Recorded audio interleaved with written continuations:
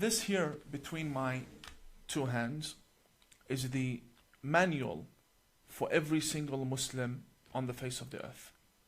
Every single Muslim believes in what I am holding between my two hands. They may indirectly or directly believe in it. Meaning we may have a minority of Muslims that say, well, we don't believe in all of this, but they believe in books that depend on sources from these four books. Firstly, we have the Holy Qur'an. The Holy Qur'an is the holy book for all of the Muslims around the world, regardless of denomination, sect or group. All Muslims believe in the Holy Qur'an. If someone does not believe in the Holy Qur'an, then they are not Muslim. They have to believe in the Holy Qur'an. We will not be interpreting the Holy Qur'an, but that will be a separate program. I have here 4 volumes of Sahih al-Bukhari. Today, I want you to know what exactly lies within the books that are considered sacred right after the Holy Quran. In every mosque, or in the majority of mosques and the majority of Muslim libraries and schools, the Holy Quran is placed right next to Sahih al-Bukhari. That is because Sahih al-Bukhari interprets the Holy Quran. The Bukhari has influenced all of the tafsirs, the interpretations of the Holy Quran for all Islamic denominations, regardless whether they be Ahmadiyya, Sunni, Zaydi, or Shia. When you go to a Muslim bookstore and you say, can you give me a copy of the Bukhari? You would expect to get this, but instead they will give you this. They'll give you one volume that is made up of Arabic and English. They have cherry-picked and selected for you and translated for you what they want you to read from Sahih al-Bukhari. They do not want you to read everything within Sahih al-Bukhari. As you can see, they have titled it Sahih al-Bukhari, the early years of Islam. And they explain and translate. But this is not al-Bukhari. This is a small compilation from what they want you to know about Bukhari. This is the real Bukhari. Now obviously, with 4 volumes between my hands, I'm not going to be able to analyze each and every volume within this episode. But we are going to skim through these 4 volumes.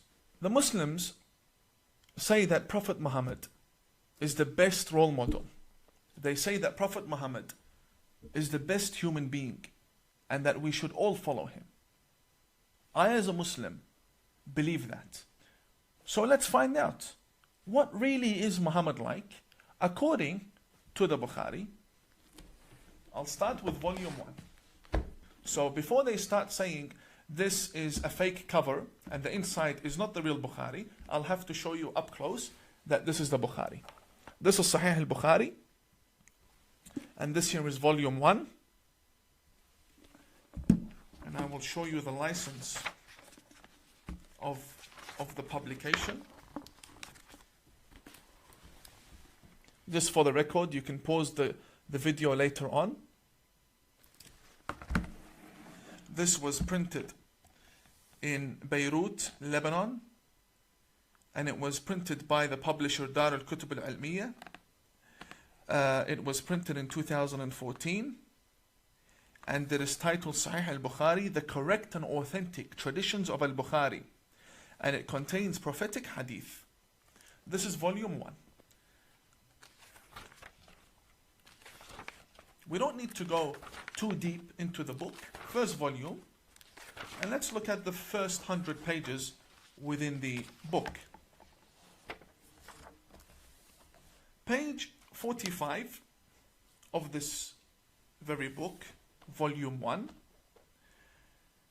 and segment 5, it is called Bab al-Takhfifi fi al-Wudu'. It speaks about the purification and purity of oneself before engaging in any form of prayer.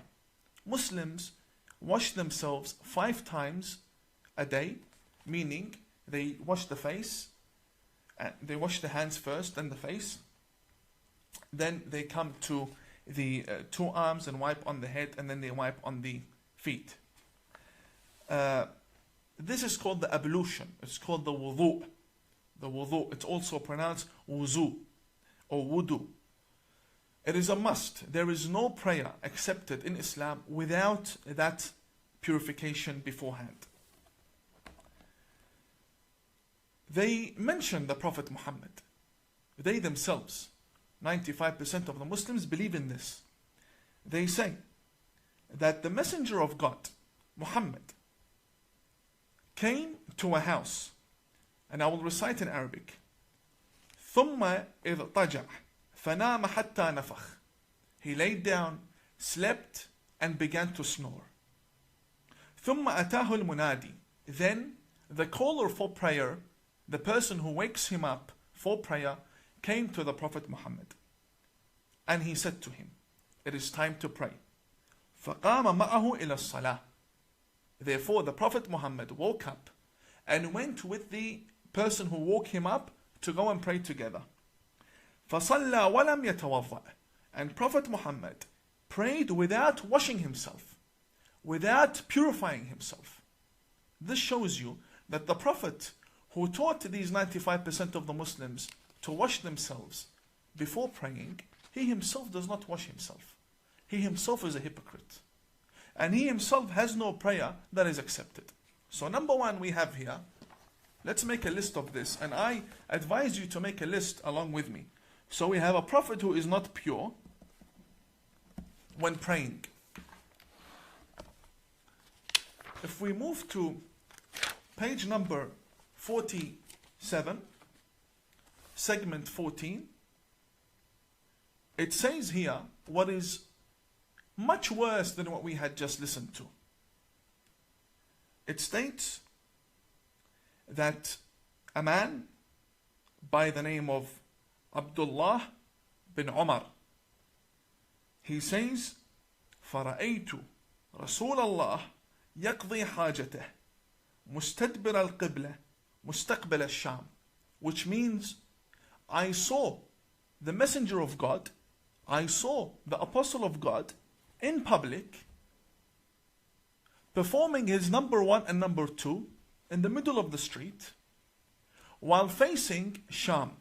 Sham basically means Palestine. In another tradition, it says that he was seen مستقبل بيت المقدس. He was seen facing towards Masjid al-Aqsa. Now we have the Palestinians, they're fighting for Masjid al-Aqsa. They're fighting for the Aqsa Mosque in Israel. And here the same Muslims tell us that their Prophet used to do number 1 and number 2 facing towards that direction. Deliberately. This is the Prophet you believe in. And a Prophet from God in the middle of the street. Doing number 1, number 2. If we come down to page 62, we're still within the first 100 pages. We're still within the first 100 pages. Page number 62.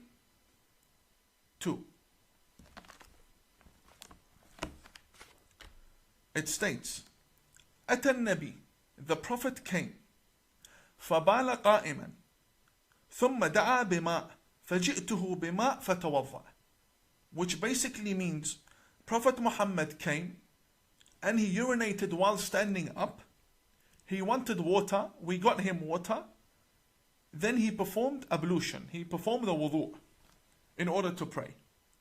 The problem is in Australian media, the radical preachers in Sydney tell me and you that if you stand when you urinate, you are doing an act that is like the act of animals. That's what they say. They say only animals stand and urinate. And here the very Prophet stands and urinates. I will show you. I'm not here making things up here. All highlighted in yellow for you. I'll bring it up to the camera.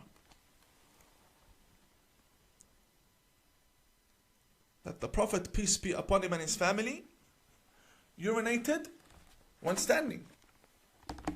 Which means he's a hypocrite. And he has no ethics, according to the Bukhari. So now we have a Prophet who urinates when standing like an animal. Like an animal.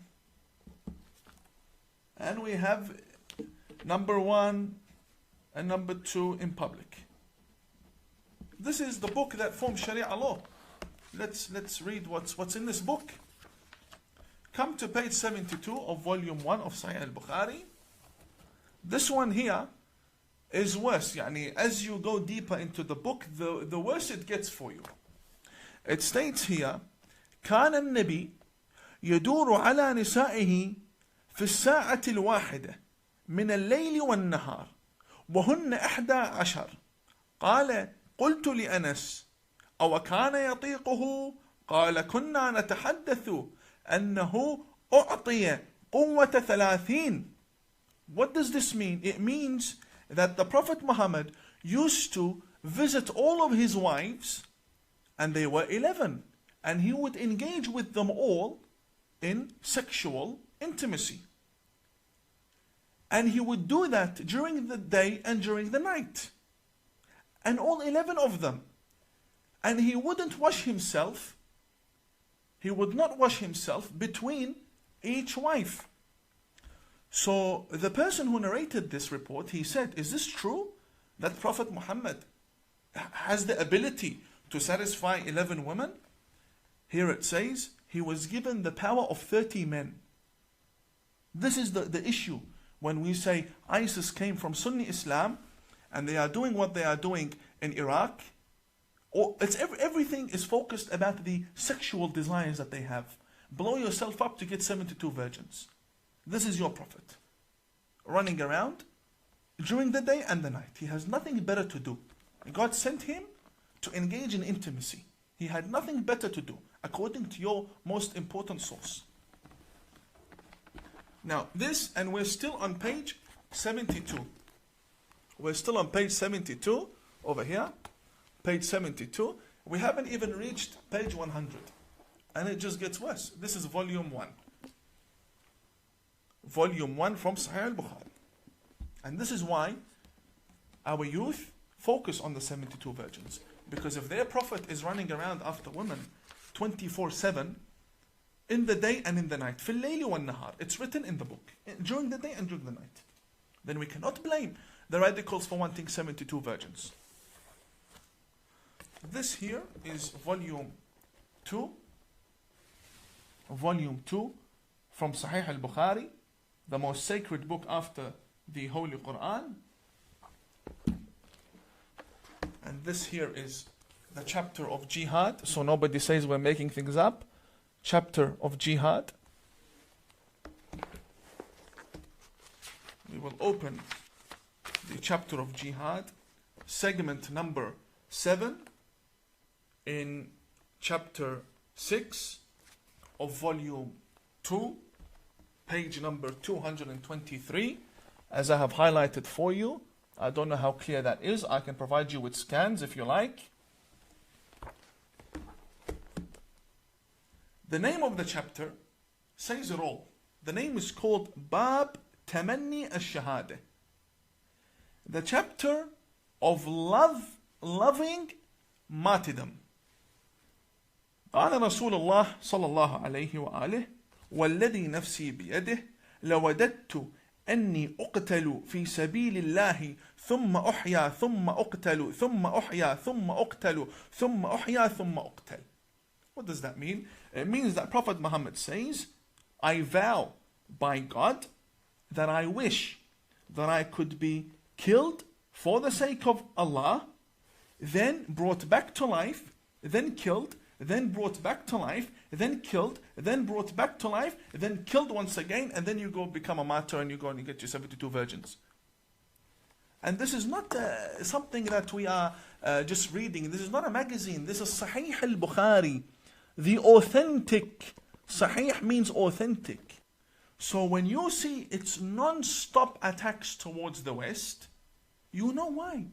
Because they themselves wish to die, come back to life, to die again, come back to life, and die and come and non-stop. This love for death that they have, this here, when the Muslim is taught that your Prophet wishes to die and come back to life once again, just in order to die again, you can't blame the 15-year-old and the 17-year-old and the 22-year-old to want to go and blow themselves up.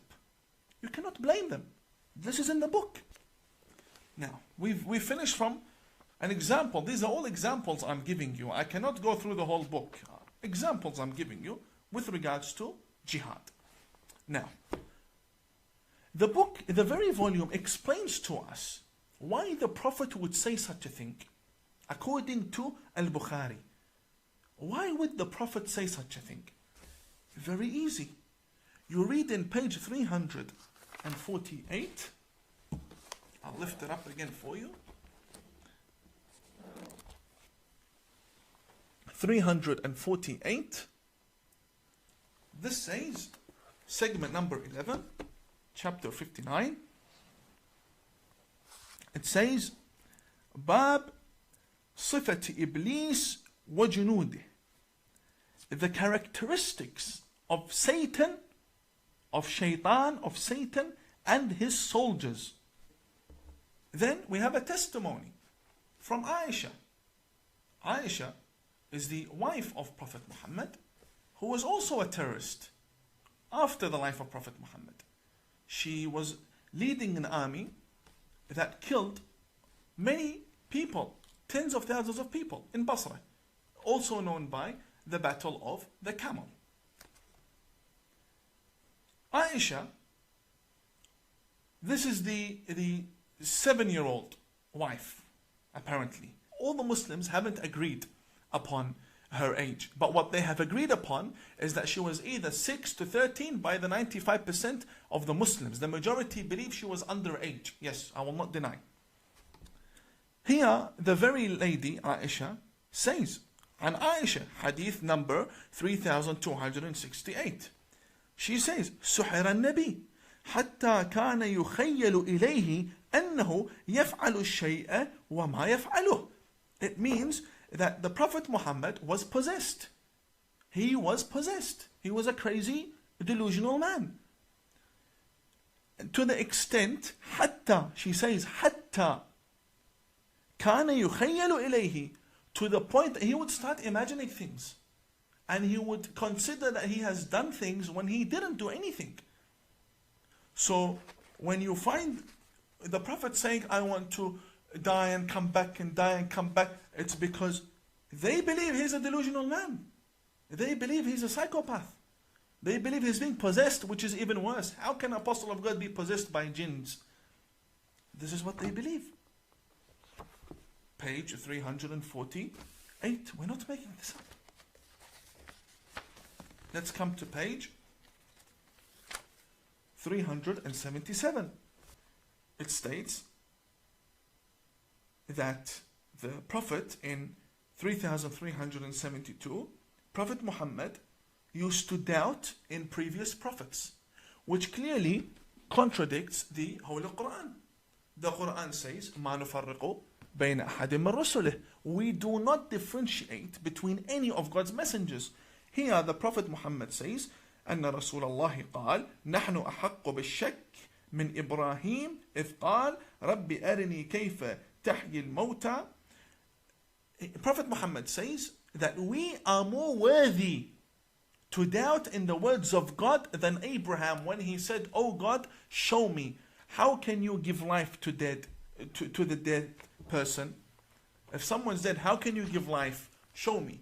So the Prophet Muhammad himself, according to 95% of the Muslims, was a delusional man. According to Sunni Islam, this is Al-Bukhari. So if your Prophet was doubting in his own message, and in the revelation that had come to him, then why do you not allow anyone else to doubt in your Prophet? Why do you always want to paint a good picture? We're up to volume 3. Volume 3 from Sahih al-Bukhari. غلط البخاري. volume 3. To be honest, I stopped taking notes down about everything. I might as well do it now. So now we have a possessed, sexually hungry prophet, from what I can remember. Because we need to find the result at the end of the day. This is volume 3. Let me take you to page 462. This one here. Any Muslim from the majority faiths. A big challenge to all of my brothers out there who consider themselves Muslim. This is your book. And this is not any book. This is the number 1 book after the Qur'an. Page 462 states, Hadith number 5445, segment number 44, the door or the chapter of the dates. قال رسول الله, it says, the Prophet Muhammad says, من تصبح كل يوم 7 تمرات لم يضره في ذلك اليوم سم ولا سحر. It states over here, because I want to show you the accuracy of this book that is killing our people. I want to show you the accuracy. It says over here, whoever wakes up and eats dates, whether they be 7 or different reports, whoever eats dates will be immune to poisoning during that day. Whoever eats dates will not be affected by any poison. It says over here, sum, which means any poison. Okay. I have a challenge. I have here dates. And I have here kerosene. And I have a cup of water. I have an empty cup, a glass. So you can see perfectly. And I have 2 dates over here. Here, I have 2 dates for you.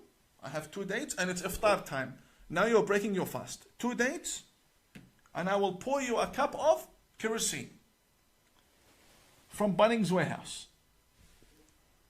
Come drink. Yalla habibi, come.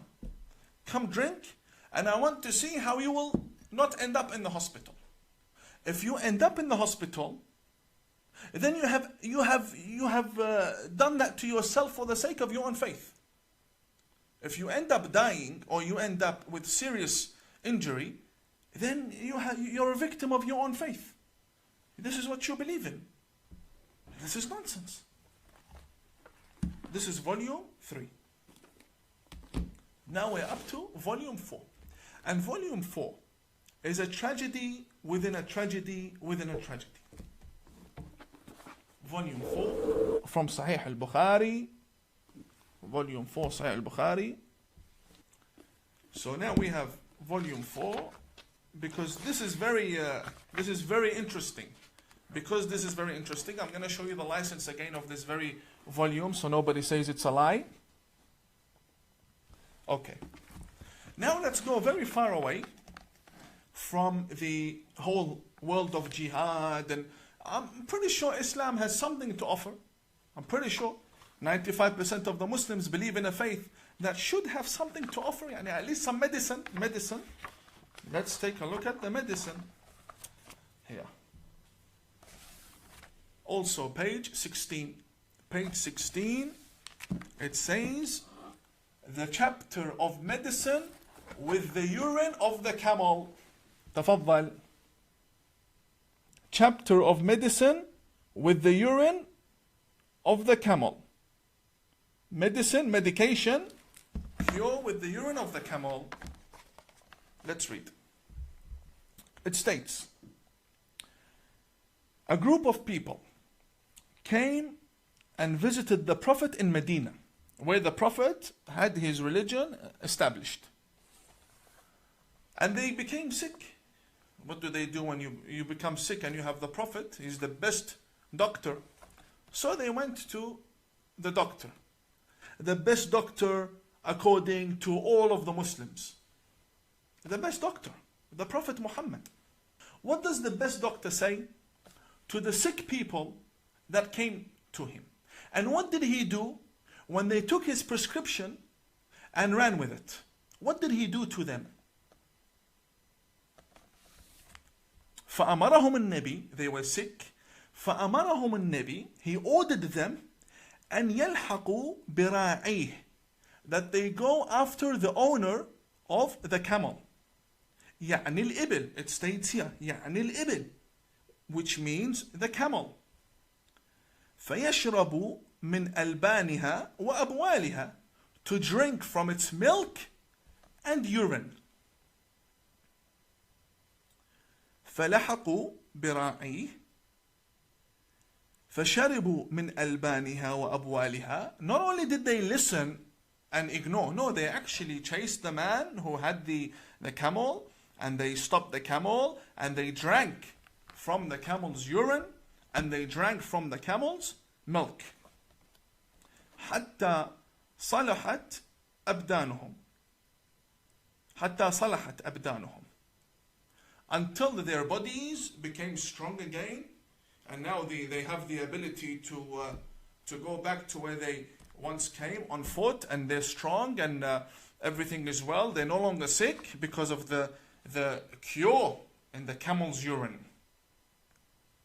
So what did they do now that they are strong? فَقَتَلُوا الرَّاعِي وَسَاقُوا الْإِبِلِ. After they drank from the camel's urine, they killed the owner of the camel, and they stole the camel.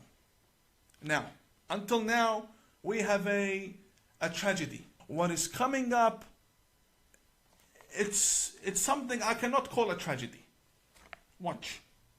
The Prophet orders them to go and drink urine from the camel. They go, they drink the urine and the milk, and then they kill the owner, they steal the camel, and they come back. Listen to this. فَبَلَغَ النَّبِي, the Prophet heard. Prophet Muhammad heard. فَبَعَثَ فِي طَلَبِهِمْ فَجِيءَ بِهِمْ. So he said to his companions, go bring these two people who did this to the owner of the camel. So they brought them. What did Prophet Muhammad do? فَقَطَعَ أَيْدِيَهُمْ وَأَرْجُلَهُمْ. The Prophet here chopped their hands and their legs. Why? Because they stole a camel. It states, فَقَطَعَ أَيْدِيَهُمْ وَأَرْجُلَهُمْ وَسَمَّرَ أَعْيُنَهُمْ. And he brought two nails, the nails that you would use for the wall, and he poked their eyes with it.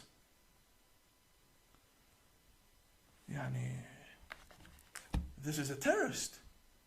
What kind of a doctor is this to begin with? You have someone who's sick, comes to you, you refer them to go drink camel urine, and then when they steal the camel and they kill the owner, you chop their hands and their legs, and then you poke their eyes with nails. This is your Prophet. This is your Prophet. I did not make these books. This is your religion. Here, can you please explain? We just went through 4 volumes, because what I did now, I translated what is in the book. That's all I did. I did not add anything from myself. I translated what's in the book. Can you please explain if I, as an imam, have taken it out of context? You please explain to me. How can 4 volumes be taken out of context? How can go drink the urine of the camel be taken out of context? How? But you don't find any of this in this English version that they give you as a gift on the streets of London and in Sydney, because they do not want you to know what's in the book. Therefore, this is the very book that teaches us jihad, and this is the very book that teaches the Muslims how to love their Prophet. We saw their Prophet, and we saw the jihad, and we saw exactly what Bukhari teaches. The chapter of jihad was more than enough. All we had to read was 1 line. The chapter of jihad makes over 100 pages. I only read for you 1 line. Can you please respond to me about exactly what's written in these books, and why is it not written in the English version for the people to read? Muslims go around the world rioting, killing people, because they believe that their Prophet Muhammad has been insulted. The Prophet Muhammad that the majority of the people speak about and fight for and defend is not the Muhammad they believe in as an ideology. There's a big difference between the Prophet Muhammad in the actual sacred scriptures and the Prophet Muhammad that is portrayed as a prophet to the West by 95% of the Muslims. This is the Prophet Muhammad that we were taught. I didn't bring this from Jupiter. This is the book for the greatest scholar in Islam after the Qur'an, according to 95% of the Muslims. I didn't make this up. It's in the Bukhari. I'm more than happy to bring this on any platform and we'll debate about it. This is very sad. Very sad. Prophet Muhammad, who you love and you go around killing people for. This is your hypocrisy. This is what you believe about your Prophet. And you're proud to be following such a Prophet? May God bless you all. Thank you very much for your time, and I will see you in my next live stream. God bless you all, and have